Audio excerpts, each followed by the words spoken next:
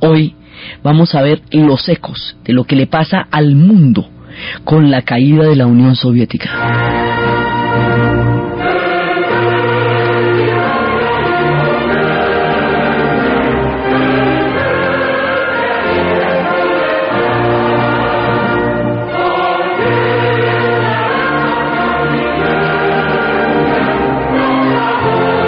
La vez pasada estábamos viendo cómo los acontecimientos llevaron hasta la caída de la Unión Soviética. Estábamos viendo el momento en que se declaró disuelta la Unión Soviética en la conferencia en Minsk, Bielorrusia, cuando ya desapareció definitivamente. Estábamos viendo cuando bajó la bandera de la hoz y el martillo del asta del Kremlin, y cómo cuando eso sucedió, todo el fundamento histórico de los últimos 70 años del país que el mundo había conocido como la Unión de Repúblicas Soviéticas Socialistas desaparecía. Y toda la cantidad de cosas que bajaban con esa bandera también y que desaparecían con esa idea en la Unión Soviética.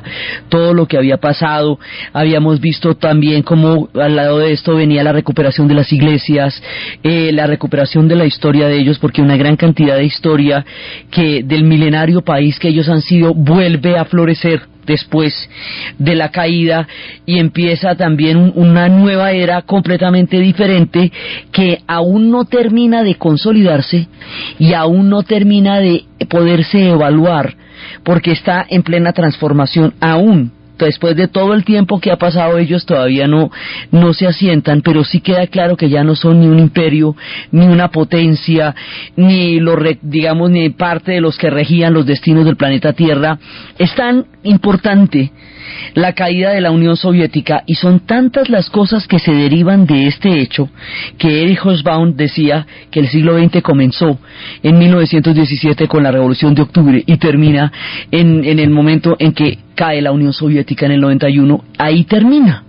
Él dice que ese es el siglo XX corto, porque de ahí en adelante empieza otra era histórica, aunque el siglo no vaya a terminar sino cronológicamente hasta el 2000, la historia tiene etapas distintas a la que tienen los años, no necesariamente. Entonces, eso le pasa a la Unión Soviética, pero es que como la Unión Soviética representaba un orden mundial, y se fue globalizando todo lo que hemos visto, entonces el mundo va a tener un impacto descomunal con la caída de la Unión Soviética. Eso va a pasar de todo y se va a transformar absolutamente todo el planeta, y la forma de pensamiento y de entender al mundo, todo se va a transformar con la caída de la Unión Soviética. Es uno de los hechos más trascendentales de la era moderna. Entonces empecemos por partes, porque aquí viene el orden mundial, el orden militar, el orden político, la idea misma que estaba asociada a esa bandera roja que caía del asta del Kremlin, los países que quedaron directamente ligados al destino de la Unión Soviética y que no escogieron su caída, y que una vez que ella se desapareciera, su destino quedaba completamente a la deriva. Todas las transformaciones que eso va a tener en el mundo es lo que vamos a ver hoy. Entonces, por partes. Se disuelve la Unión Soviética en Minsk. Ya en ese momento habíamos visto Gorbachev ya no es presidente, se baja la bandera. Después de eso, el 25 de diciembre del 91, sale el entonces presidente de los Estados Unidos, George Bush, padre del actual presidente, y dice sin más en una locución presidencial en la noche que durante más de 40 años los Estados Unidos lideró la lucha contra el comunismo en el mundo, y que ahora la Guerra Fría acaba de terminar. Así tan solo se terminó la Guerra Fría. Mire usted, todo lo que había pasado con la Guerra Fría, lo de Corea, el muro de Berlín, la guerra de Vietnam, las guerras de Centroamérica, las dictaduras del Cono Sur, la paranoia de los misiles nucleares, el proceso de los Rosenberg, el macartismo, el stalinismo, las purgas, y un día no, que se acabó la Guerra Fría. Ah, bueno, dime tú. Pues así nomás, mire, se acabó, ¿cómo te parece?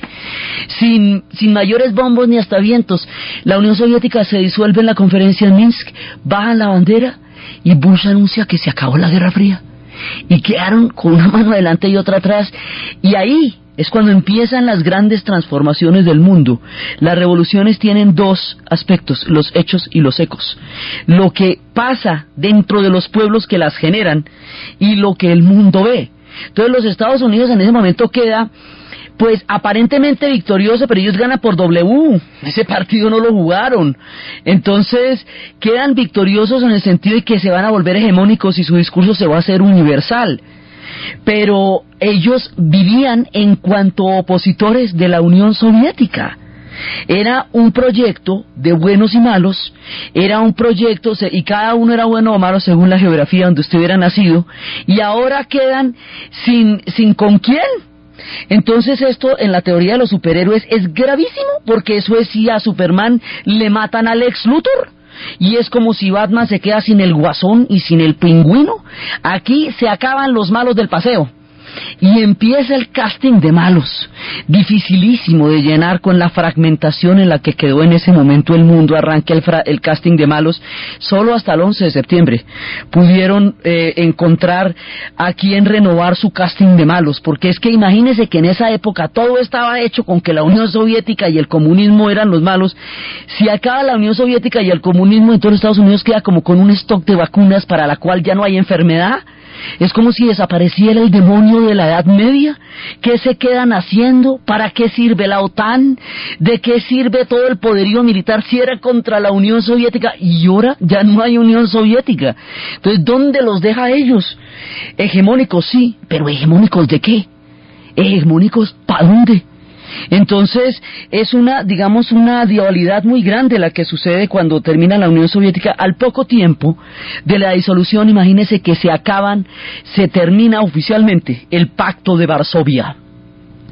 Y entonces, si se termina el Pacto de Varsovia, que eran todas estas unidades de tanques que atravesaban los países de Europa del Este y todo, ¿en qué queda la OTAN? ¿Cómo te parece? ¿En qué queda la OTAN? ¿Cómo para qué sirve? Si esta era la oposición al Pacto de Varsovia. Y así por el estilo, geopolíticamente hablando, se van desbaratando todas las bases de lo que en un momento dado justificó todos los arsenales. Entonces, bueno, uno se pregunta, ¿y para qué sirvió la Guerra Fría, hombre? ¿Habría que hacerla en primera instancia? ¿Pudiéramos haber evitado semejante paranoia durante más de 45 años? Muchos de los conflictos de la Guerra Fría hubieran sucedido igualmente, pero no hubieran sido tan mortíferos y tan aterradores si no hubiera una escalada de armas, de muertos y de ajedrez geopolítico macabro detrás de cada uno de ellos. Tuvo muchos conflictos, hubo y mucha sangre se derramó. La cantidad de misiles y de juguetes de terror nuclear que se hicieron durante esta época fueron un desperdicio de proyectos enteros de civilización del planeta Tierra que no se hicieron por andar haciendo esos juguetes tan costosos que después tocó destruir o enterrar bajo tierra en el mejor de los casos, o meterlos en el mercado negro como están ahora volando por todas partes. Vete tú a saber dónde, vete tú a saber a qué precios y vete tú a saber para quiénes. Entonces, la cantidad de contaminación nuclear que todavía está en el planeta prolonga la Guerra Fría en la atmósfera durante mucho tiempo más. Continentes como África se hubieran podido salvar si solamente se hubiera invertido en sus planes de desarrollo una mínima parte de lo que se invirtió en todos estos costosos juguetes. Decía Gorbachev cuando empezó, hablando del comienzo de la Guerra Fría, es que nosotros ni siquiera teníamos con qué invadir a Europa en primera instancia en 1945, no es que éramos un país devastado, con 25 millones de muertos y el territorio destruido. ¿De dónde íbamos a sacar en otros alientos para poder avanzar sobre Europa? Hablaba de cómo se exageró la peligrosidad de la Unión Soviética para justificar el proyecto militar de los Estados Unidos, y así de para un lado y para el otro. Entonces, desde el punto de vista geopolítico se derrumba un orden histórico. Todas las cosas que tenían ese significado pues ya no lo van a tener, porque no existe la Guerra Fría. Y como el este-oeste era la manera como se había enfocado el mundo. Ya no existe el este, ya no existe el oeste. Entonces, desde esa interpretación este-oeste, los Estados Unidos consideraba que ellos habían ganado porque oeste había ofrecido un modelo económico que pudo sobrevivir a los cambios y este no pudo. Gorbachev decía que cuando los Estados Unidos afirmaban que ellos habían ganado la Guerra Fría, es como el gallo que porque canta al amanecer cree que trajo el nuevo día.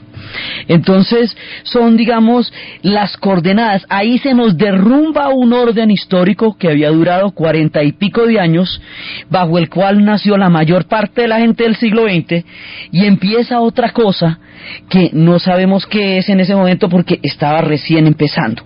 Entonces, primero, desde el punto de vista geopolítico, se acaba el Pacto de Varsovia, se acaba la coordenada de la Guerra Fría, la hegemonía de la Unión Soviética, empieza un mundo unipolar, se acaba el contrapeso, se acaban las razones para que todos esos arsenales existan. Digamos, hay una cantidad de cosas que van a cambiar a partir del fin de la Guerra Fría, muchos conflictos que se van a poder solucionar porque la Guerra Fría ya no va a estar ahí, y entonces serán posibles un montón de acuerdos de paz que estaban represados y trancados durante toda la Guerra Fría porque se alimentaba de sus conflictos, que después vamos a ver cuáles son. Entonces muchos procesos de paz van a tener lugar en los años inmediatos a la caída de la Unión Soviética, pero por el otro lado también se van a desintegrar países a quienes unía solamente el comunismo, entonces iban a volar en pedazos. Entonces empiezan cosas contradictorias desde muchos puntos de vista, y esas increíbles contradicciones y paradojas de la historia lo que vamos a intentar abordar acá, con todo lo que eso significa para la conciencia histórica de la era moderna, el mundo después de la caída de la Unión Soviética. Entonces vienen los ecos, es decir, la Unión Soviética representaba una idea, y esa idea, si bien era parte integral de la historia soviética de todo el siglo XX, esa idea, por el carácter hegemónico de la Unión Soviética, porque ella llegó a encarnar esa idea en términos reales, no sabemos qué otras interpretaciones hubiera tenido, pero fue en la Unión Soviética donde triunfó el comunismo. Entonces, en el resto del mundo, la idea del comunismo había moldeado todo el siglo XX. ¿Qué pasa con los ecos? ¿Qué le va a pasar al resto del planeta? ¿Y qué le va a pasar a la idea misma del comunismo después de la caída de la Unión Soviética? Removamos todas las trabas que oprimen al proletario. Cambiemos al mundo de base, uniendo al imperio burgués.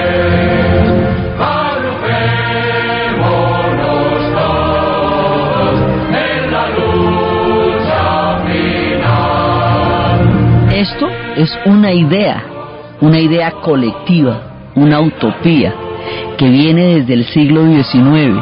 Esta versión en particular se cantó en España, en las trincheras de la guerra civil, por los republicanos. Entonces resulta que en el siglo XIX, a partir de la formación de la idea de progreso, que es la modernidad, se empieza a pensar que el mundo no es un paraíso perdido de una época histórica extinta, como se hablaba de la antigüedad griega clásica, sino que es un futuro, que hay progreso, que la teoría de la evolución muestra que las sociedades se hacen cada vez mejores y más complejas, pero a la vez más interesantes y más capaces, que los hombres, en la medida en que inventen las máquinas y la sociedad industrial, van a liberarse de lo que va a ser la esclavitud del trabajo, que los hombres van a tener cada vez mejores condiciones de vida, van a poder comer, van a poder tener una vida más digna. Todo esto está ligado a la idea occidental de progreso y a la interpretación económica que de esa idea va a hacer Carlos Marx. Muchas otras personas hicieron este tipo de interpretaciones y hubo muchas tendencias, pero es que esta de Carlos Marx fue la que se convirtió en la base sobre la cual Lenin se tomó el poder en 1917, sacó del Palacio de Invierno a Kerensky, acabó con el gobierno provisional, entraron los soviets y empezó la Unión Soviética. En esa medida conocemos lo que se llama el socialismo real, es decir, lo que pasó en la Unión Soviética. Si eso hubiera podido pasar de otra manera, en otras formas, no lo sabemos porque solo pasó allá. Las características absolutamente rusas de la cultura le imprimieron un sello muy particular a la idea del socialismo, pero ese fue el que fue. Entonces, como ese socialismo adquirió un carácter global durante toda la era de la Guerra Fría, y su espectro empezó a hacer una trayectoria histórica importantísima desde el momento mismo del triunfo de la revolución, medio mundo está metido en esto. Entonces, ¿qué va a pasar con la idea? ¿Qué va a pasar con el momento en que baja la bandera del Kremlin para el mundo? Esto es equivalente, con todo respeto y guardadas las proporciones, a que un día el Vaticano declarara que ya no es católico y que todo el mundo iría a ver qué hacía con su fe. Y usted mira a ver qué hace con su fe, y usted mira a ver si va a misa, usted mira a ver si cree o si no cree. Es como el centro, el núcleo histórico que dio origen a un pensamiento y a una fe, porque esto llegó a serlo también, desaparece de la historia. Y todos los demás se quedan montados en ese cuento porque duraron 70 años montados en ese cuento y ahora se acabó y mire a ver. Entonces, ¿dónde queda la izquierda? ¿Dónde queda la derecha? ¿Qué es ser comunista? ¿Qué es ser anticomunista? Si eso ya no existe, toca pensar el mundo de otra manera. Pensar el mundo de otra manera es uno de los esfuerzos más grandes que puede hacer una sociedad en su tiempo. Entonces, la Unión Soviética era la representación de todo eso, ya no existe. No existe la Unión Soviética.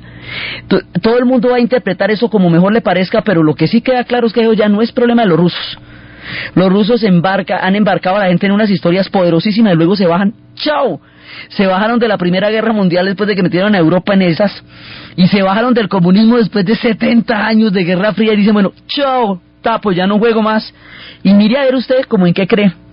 Entonces, el problema, ¿no?, es impresionante porque ligado a esa idea había un concepto colectivo de los derechos de los trabajadores.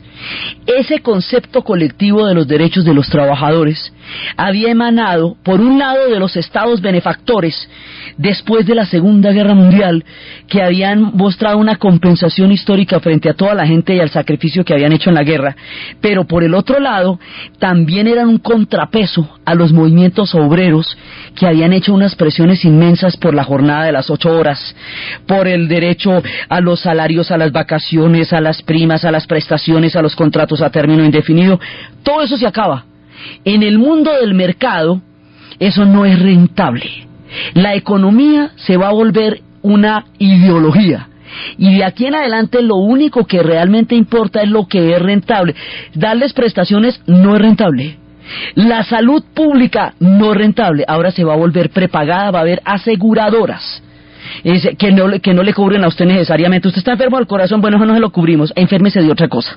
Entonces, el Estado benefactor, como un concepto de una sociedad que tiene la obligación de velar por los intereses de los más desprotegidos, desaparece, porque ya no hay una presión que lo obligue a hacer.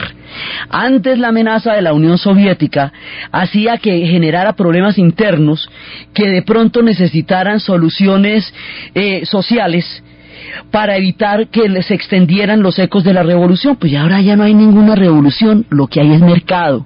Entonces ya no hay necesidad, pero no es rentable. Entonces dejan de ser rentables los pensionados, los ancianos, porque dentro del esquema productivo eso ya no es viable. Dejan de ser rentables todos los sectores más desprotegidos de la sociedad, porque ya no es importante esto.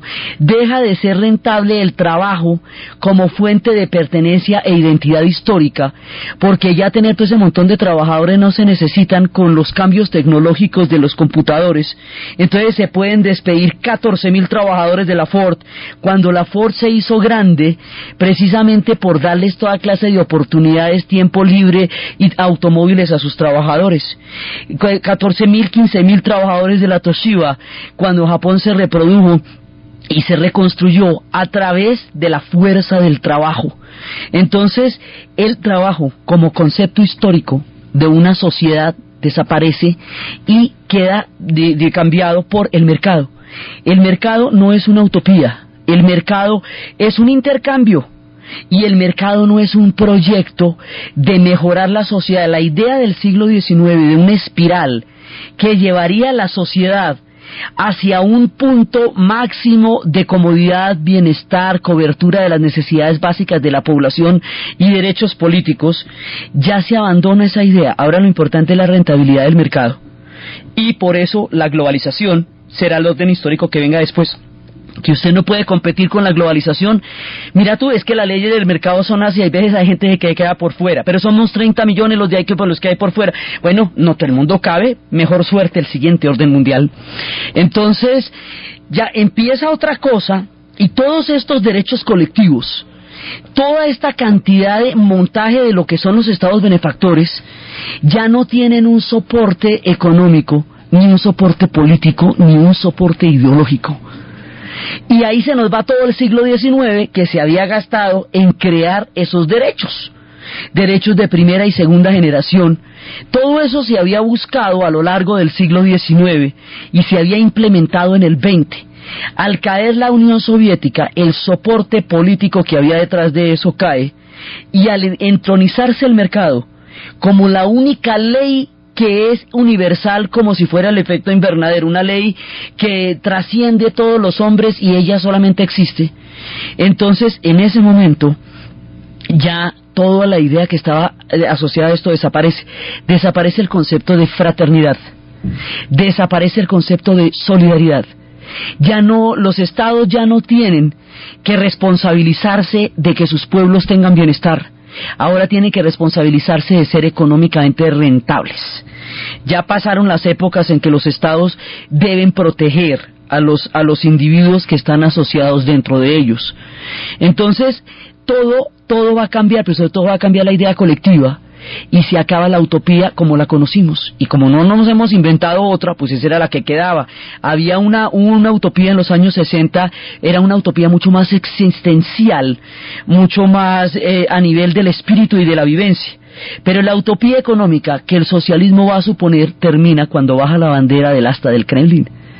Entonces, estos cambios tan profundos, abandonar la idea de la utopía, buscar la supervivencia, y como decía Isaiah Berlin, navegamos en una noche oscura, sin saber si hay puerto, sin tener idea a qué distancia estamos de alguno, y mientras estemos en el barco tenemos que tener cuidado de no hundirlo y de seguir navegando.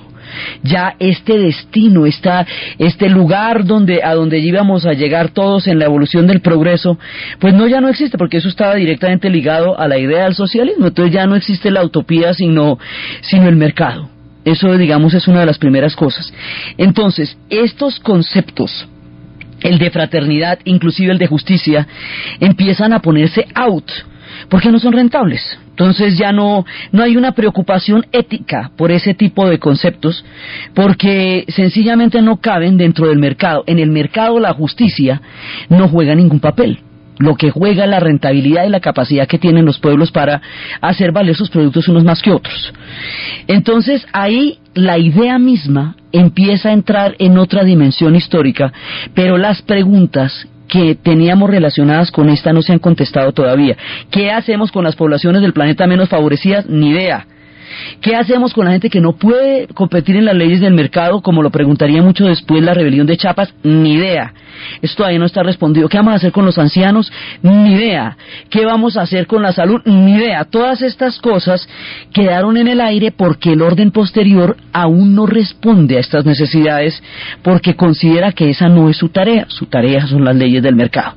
Entonces, todo esto lo que va a hacer es, primero, la crisis de la utopía. Muchísima gente estaba ligada a esta idea, mucha gente se va a suicidar, mucha gente va a quedar fuera del mundo, mucha gente va a quedar completamente naufragada porque el mundo en que vivieron desapareció. Y eso también es una cosa muy trágica. También desapareció, como lo hemos dicho, el terror. Y la cantidad de policías vigilando la conciencia de la gente, y los gulags, y toda la parte del terror que acompañaba y que prostituía la utopía, también cae con ella.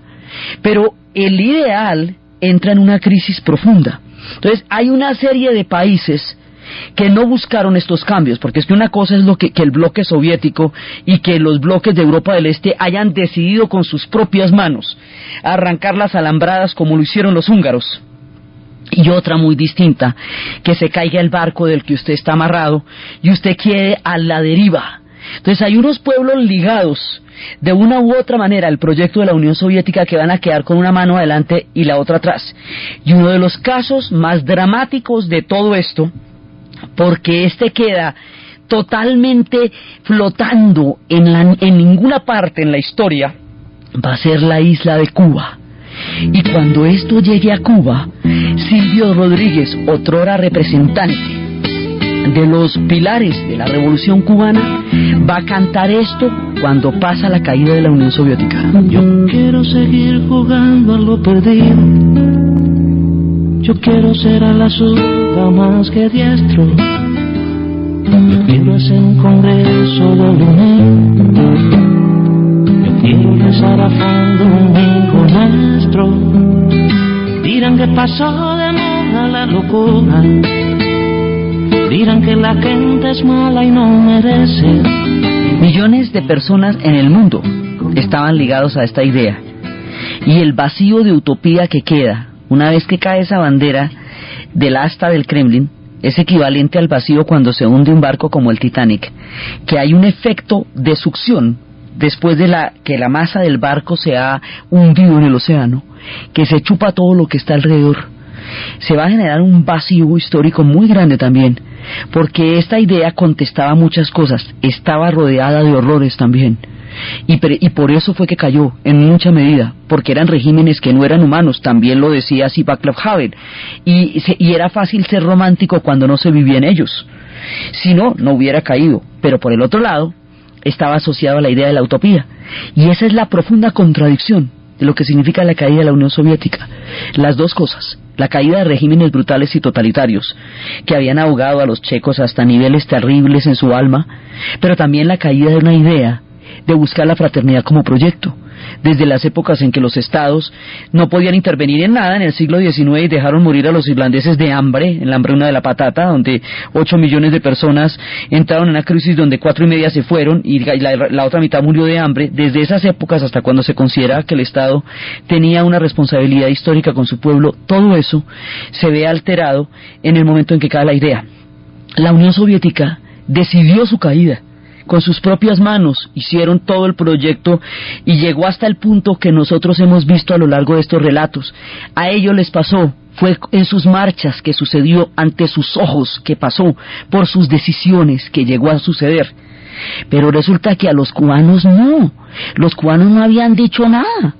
Entonces un día no llegaron las llantas de las tractomulas, otro día no llegaron las tractomulas, otro día no llegó la gasolina, otro día no llegaron los agroinsumos.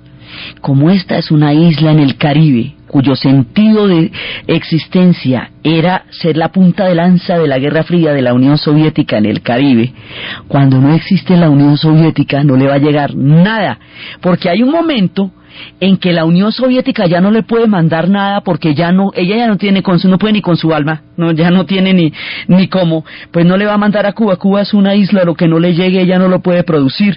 Era una economía subsidiada, totalmente dependiente, en donde se cambiaba la caña de azúcar por petróleo. Entonces, si no le llega el petróleo, usted con la sola caña, ¿qué hace? El cañazo. Entonces, en ese momento, esta gente queda con una mano adelante y la otra atrás, y quedan completamente, se les acaba toda la subsistencia física. Cuba languidece después de esto, y un día a la isla no va a llegar nada. Y el día que no llega nada, Fidel se para y dice: bueno, vamos a dolarizar la economía, vamos a abrir la isla al turismo y vamos a declarar una cosa que se llama el periodo especial. Periodo especial, como lo dicen ellos. Ese periodo especial significa que van a reconstruir una economía a partir de ninguna parte, porque además, fuera de que la Unión Soviética ha caído, en rigor, si la Unión Soviética ya no está, y era por la Unión Soviética que Cuba tenía un bloqueo, en rigor, pues tendrían que haber levantado el bloqueo inmediatamente, ¿cierto? Eso se cae de su lógica. Pues no. no les van a levantar el bloqueo, y no se los han levantado. ¿Por qué? Porque siendo este el conflicto más emblemático a nivel este-oeste, de todas maneras es la historia de un pueblo repartido en dos territorios. Un pueblo que tiene 4 millones de personas en Miami y que tiene 11 millones de personas en la isla. Y ese odio va a llegar a un punto en el que, más allá de la caída de la Unión Soviética, todavía se conservan los dos esquemas de dos países, de un mismo pueblo en dos países. Es un odio relativo porque todos se sostienen los unos a los otros y todos son primos los unos de los otros y viven por las mesadas los unos y los otros. Y finalmente hay una utilización política de los Estados Unidos que no le puede levantar el bloqueo porque considera que es la piedra en el zapato, la espina de pescado, aquello que no pudo nunca conquistar, habiendo conquistado el mundo y habiendo quedado como una potencia hegemónica. Después de la caída de la Unión Soviética, Cuba seguía estando ahí, y Cuba sigue estando ahí. Esto le va a generar además a Cuba sobrevivir en esas condiciones. Va a ser muy muy difícil porque el desabastecimiento de la isla, la pobreza y el control. Entonces hay un momento en que ya no hay comida, pero en cambio sí funcionan los mecanismos de control del Estado. Los CBRs van a estar actuando, comités de vigilancia para la revolución de la cuadra, van a estar actuando de una manera impresionante. Va a haber unas crisis tan profundas en Cuba: el calor, el hambre, el desabastecimiento, la desesperanza, el sueño roto. El presente era de lucha y el futuro socialista, y el día que llegó el futuro ya no había ningún futuro, y todo el sacrificio de la zafra para que las siguientes generaciones tuvieran una vida mejor. Llegaron las siguientes generaciones y las estaba esperando el hambre, donde todo el mundo había apostado a que les estuviera aguardando la esperanza.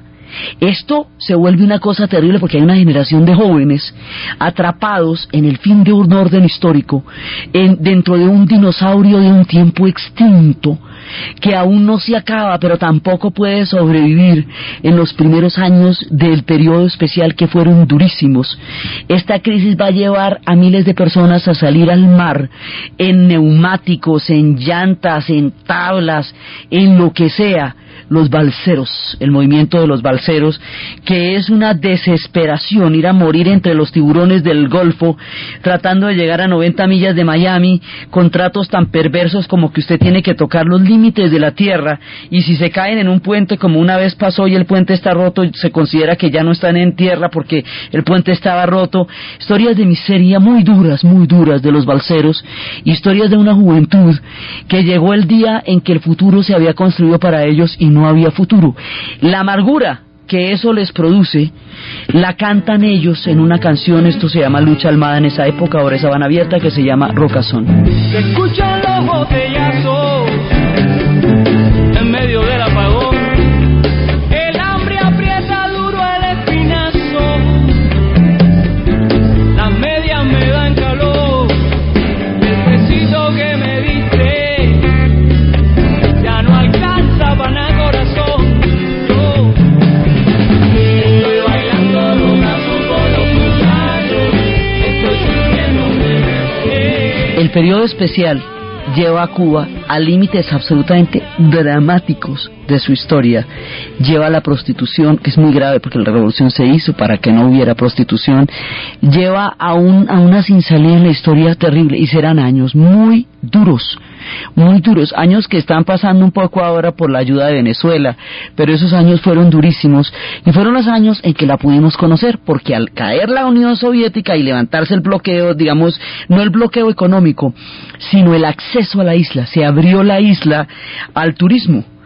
Antes era un misterio, se llegaba desde Panamá con un papelito aparte. Todavía existe el papelito aparte. Nunca durante la Guerra Fría se pudieron visar pasaportes con entradas a países socialistas, porque si no, no se podía entrar a Occidente.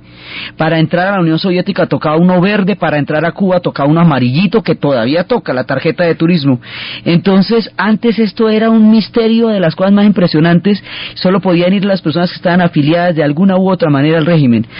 A partir del momento de la apertura, el mundo va a conocer a Cuba. La conoce cuando más famélica y triste está, en su momento más duro, en la era de los balseros, pero la conoce.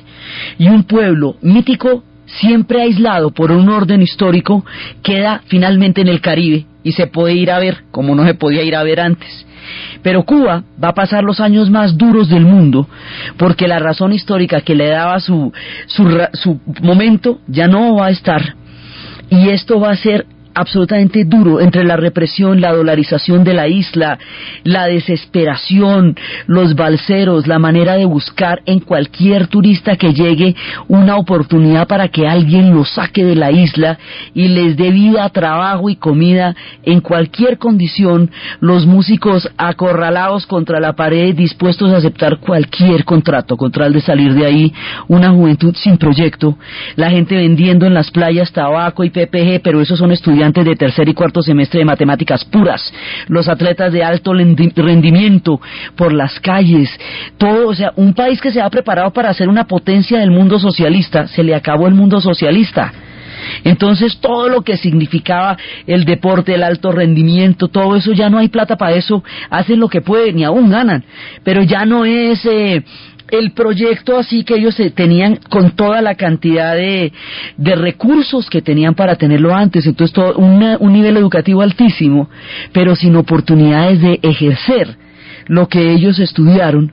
Es como la historia de cómo queda Cuba social, política e ideológicamente, resume las contradicciones y la cantidad de cosas que pasan cuando cae la Unión Soviética. Quedan sin un sueño, quedan con un espíritu de comunidad y de integración que fue lo que de todas maneras a ellos les dio una salida en la historia, pero quedan sin sueño, sin plata, sin comida, sin política, sin ideología, a la deriva y como representantes de un mundo que ya ha muerto en ese momento, uno de los momentos más difíciles de la historia. Entonces eso le pasa a Cuba, que no escogió de ninguna manera que se cayera la Unión Soviética y que jamás se imaginó que eso le fuera a pasar y que nunca creyó que tuviera que salir de ahí en balsas buscando un futuro mejor cuando el futuro era socialista y el presente era de lucha.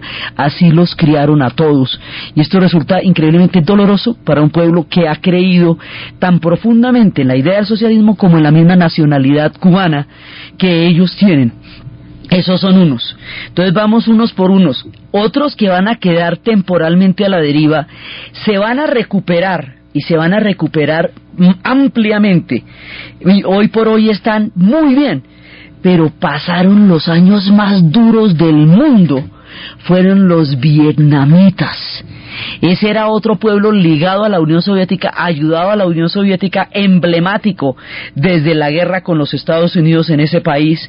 Y hay un momento, de nuevo, en que la Unión Soviética ha caído y todavía no les han levantado el bloqueo y el embargo que pesó sobre Vietnam durante más de 25 años después de terminado el conflicto. Ahí, Vietnam se hunde en la historia en ese instante.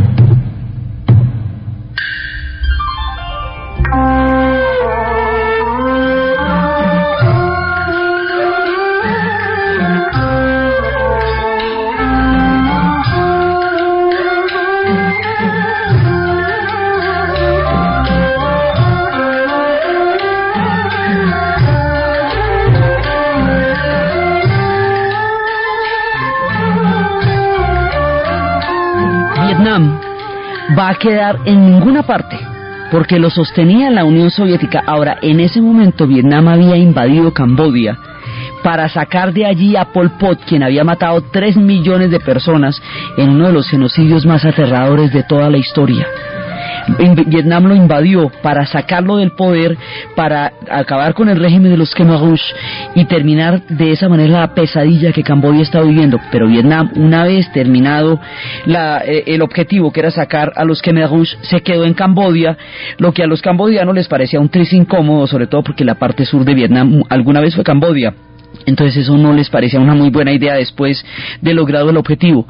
Cuando cae la Unión Soviética, Vietnam se retira de Camboya, no puede seguir allá y se queda en su propio país y se quedan con el embargo y sin la Unión Soviética.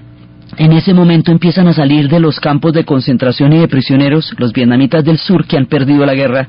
Ya hace mucho el país se ha unificado, ellos se unificaron en 1977 después de terminada la guerra, y estas personas que salen no tienen una viabilidad económica porque el país no la tiene ni para los del norte, que fueron los que ganaron, no la tiene ni para los de Hanoi, pues menos la va a tener para los del sur que acaban de salir de las prisiones cuando empiezan los procesos de perdón de una nación que también se desangró durante la Guerra Fría. Entonces, esta gente que sale de las prisiones en una economía que no existe, cuando la Unión Soviética se cayó y el embargo de los Estados Unidos aún está presente, sale también a los mares, enloquecida en lo que se conocerían como la gente de los barcos, boat people. Pero ellos no se van para Miami, porque allá no queda ningún Miami, ellos no van para ninguna parte.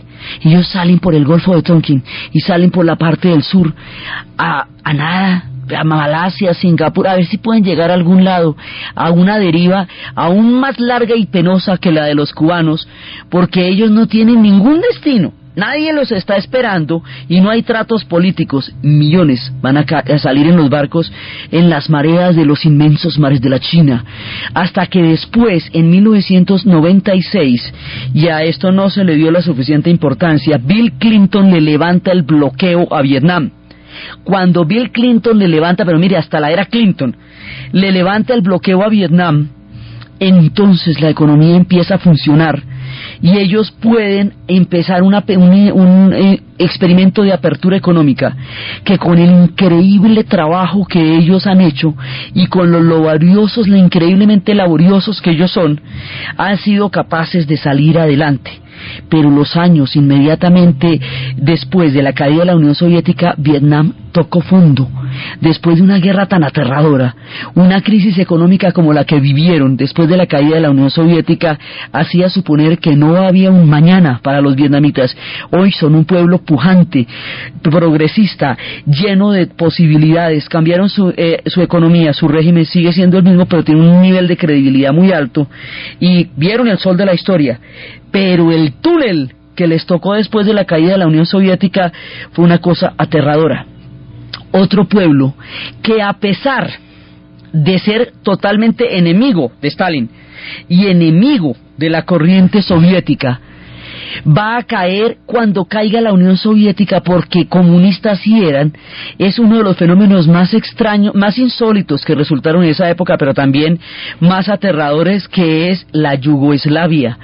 Tito y Stalin se juraron un duelo a muerte porque Tito no quería que Stalin decidiera los destinos de Yugoslavia. Stalin creó contra Tito toda clase de purgas, y unos y otros purgaron a todos sus pueblos alrededor de ellos. La película para esto es Cuando papá salió de viaje de negocios. Esa es una película de Kusturica sobre la represión en Yugoslavia.